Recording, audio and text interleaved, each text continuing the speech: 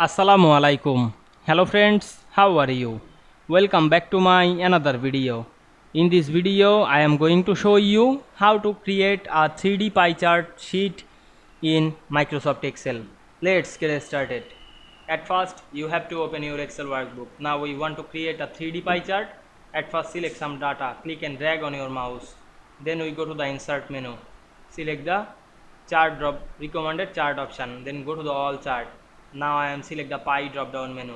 We can see here many pie chart. Now I am select the 3D pie. Then click OK. Now we can see we make or create a 3D pie chart easily. You can change the color, style or add more than effect. Select the chart, go to the design menu. Click the style drop down menu. You can add any style. Now I am select this.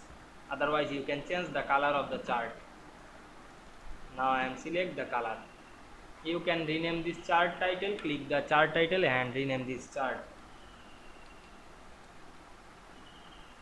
Now we can see we create 3D pie chart in Excel very easily. I hope you enjoyed my video. Please like, comment, share and subscribe my channel. Thanks for watching.